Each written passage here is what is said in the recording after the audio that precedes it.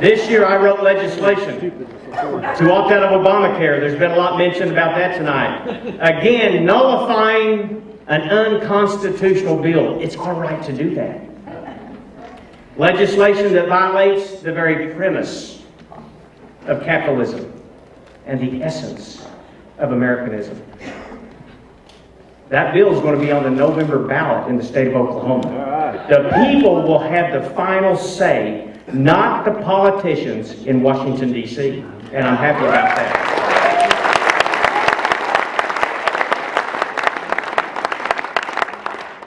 How have we gotten to this point in American history? Have you thought about it? How have we gotten to this point where we used to be a nation, one nation under God, to now we are a nation of perversion and scandal? How have we moved from justice and liberty for all to favor for a few and bondage for too many? How have we gone from love of country to one of self-indulgence?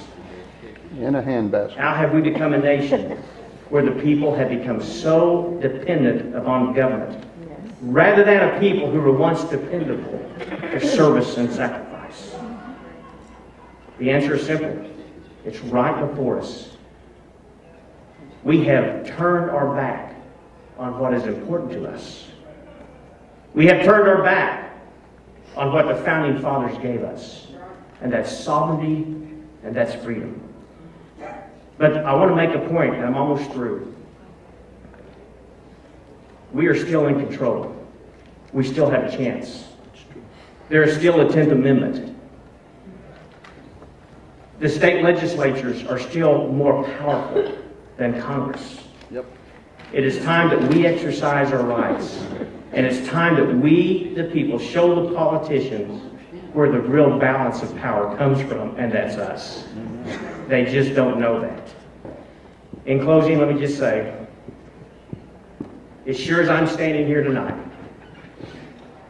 I believe that brighter days lie ahead for America. But boy, we got our work cut out.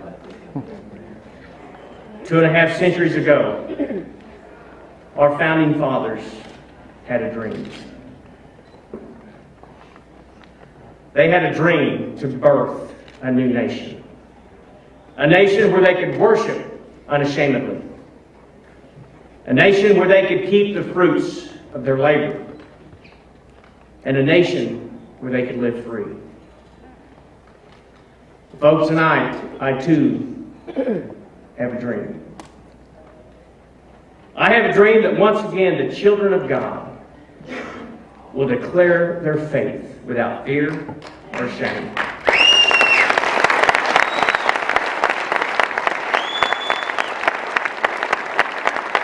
I too have a dream that one day moms and dads will produce godly young men and women who will impact their schools, their generation, and our nation.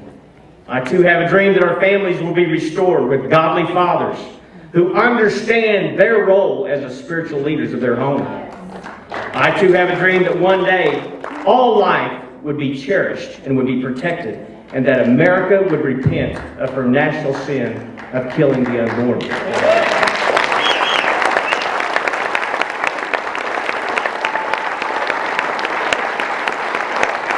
I too have a dream that America would return to the faith of our founding fathers, and churches would be filled again with pastors who would speak with authority on moral, spiritual, and yes, political issues. I too have a dream that men and women who run for office would do so out of a desire to serve others from a conviction of moral purity and constitutional truth.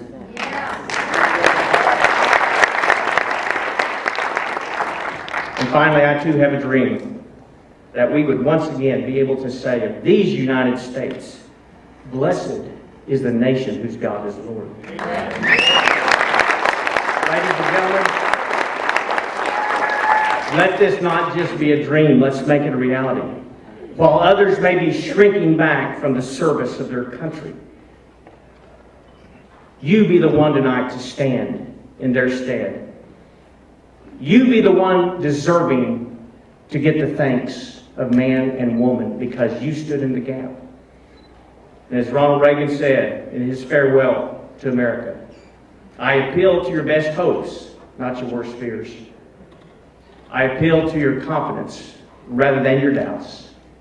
And my dream is that you will travel the road ahead with liberty's lamp, guiding your steps, and opportunity's arm, steadying your way. Folks, this is our time to cross the Delaware. It's our duty, and it is our destiny to once again secure the blessings of liberty. God bless.